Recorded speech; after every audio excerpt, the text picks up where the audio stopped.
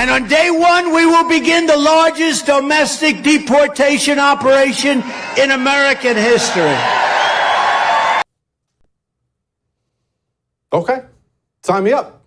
But do you know my caution there? I'm all about the plan. Sounds good. Has to be done to save the country. I do not believe the American people have any stomach for that at all. They may think they do, but I don't believe that. I want to know what Auron thinks. He may disagree with me. He may call me an idiot, and he's my friend. He's welcome to do that. Joining me now, Auron MacIntyre, author of his book that's going gangbusters, The Total State. Highly recommend it. Okay, Auron, you have a piece up. It's time to talk about mass deportations. That's your latest piece, so let's talk about them. What say you?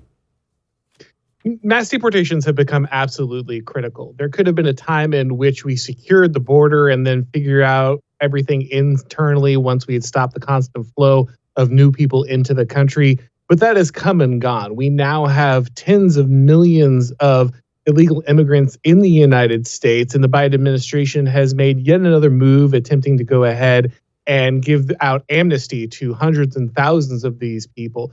What's happening is that the Democratic Party is leaving the border open on purpose, guaranteeing that millions and millions of people will flow in every year, and knowing that eventually the social pressure will build to go ahead and give them amnesty. And once amnesty is installed, they know that they have generations of advantage when it comes to electoral politics. We have an electoral time bomb sitting at the heart of the United States right now. And if we don't go ahead and normalize the idea of deporting people who have come here illegally, then the Democrats will gain electoral advantage in perpetuity.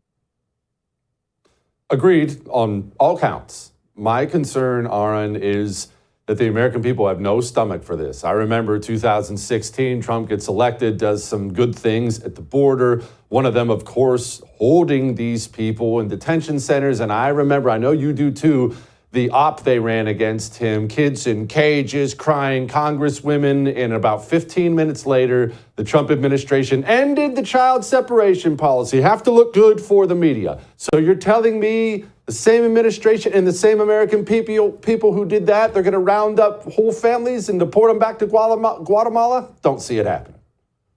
I agree with you that we need a much sterner stuff in our politicians. It's not so much about the people. Yes, the voter needs to recognize how important this is, but ultimately it's the leadership that will decide whether or not this policy is made or broken.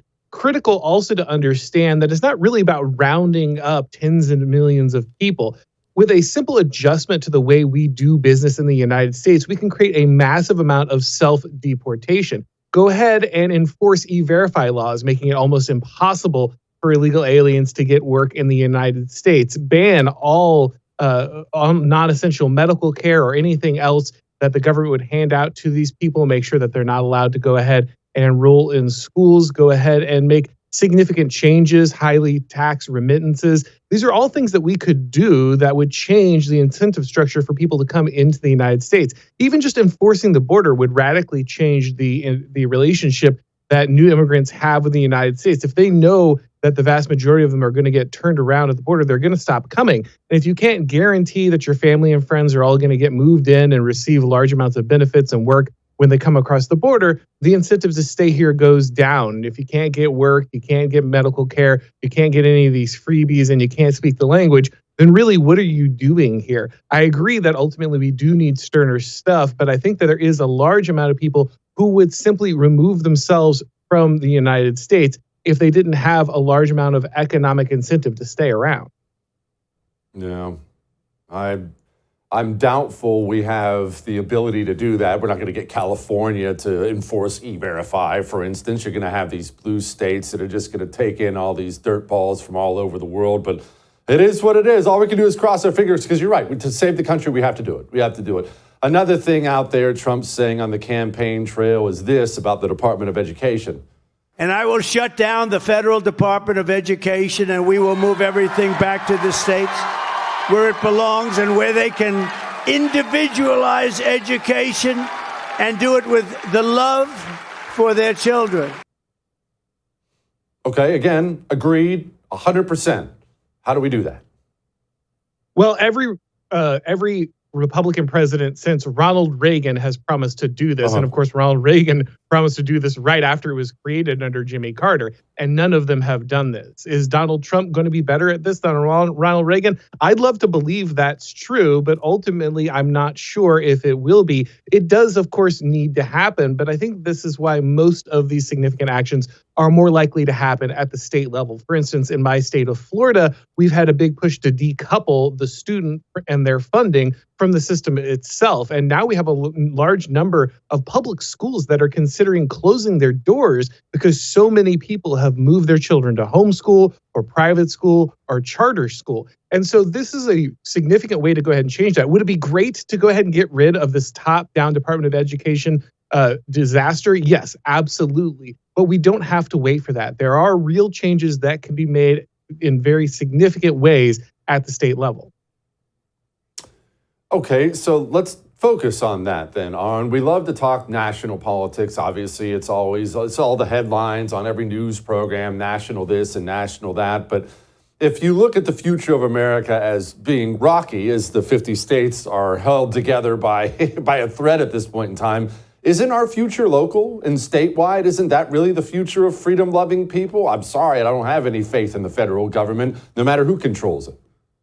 100%. This is exactly the case I make in my book, The Total State, that ultimately the thing that is going to defeat this massive Leviathan is probably not a shattering at the national level, but it's slow devolution back down to the states. As the central government simply becomes incompetent and actually hazardous to the health of the people it governs, it's going to become obvious that states that ignore it or push back against it or do a better job at what it's supposed to do are the ones where people are going to want to be. Again, my home state of Florida is one people are flocking to. They need to stop. There are too many people here. But they're flocking here because they recognize that things are going well, that this is the kind of place they want to be. And the state has gone from being a purple state trending blue to a deep red state. In fact, I think the Biden administration or the Biden campaign just said they're basically giving up on Florida. They know it's no longer a battleground state. It is now a red state permanently. And that's the kind of thing that we need to do. You need to go ahead and make sure that your sheriff supports your Second Amendment rights, that he's not going to enforce the kind of laws that the federal government might want to push down. You need to have governors and county commissioners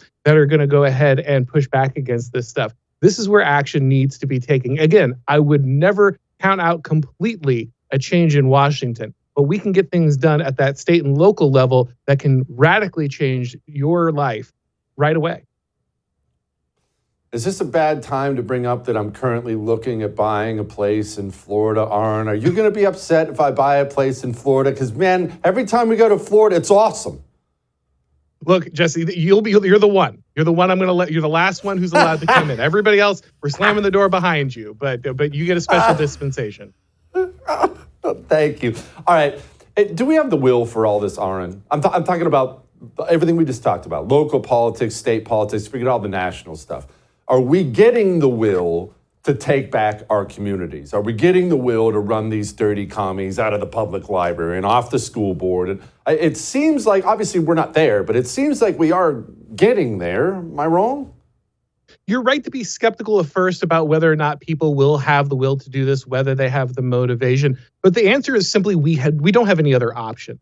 This is the only way forward. The only way out is through this, and it means getting involved. It means making sure that we can make these changes at the levels where we can have an impact. There's no longer an option to sit around and hope that electing Trump or Ron DeSantis or somebody even more capable is eventually going to change the tides of this whole thing. If we want to go ahead and be the kind of people that the Constitution was designed to govern, then we have to be the moral and religious people. We have to be the people who are vigorously involved in the civic life of this nation. We don't have any other option. We have to get motivated. We have to be those people. We can sit around and bellyache about how others aren't doing it, but if we aren't doing it, if we aren't taking up that flag and marching forward, then we have no room to talk.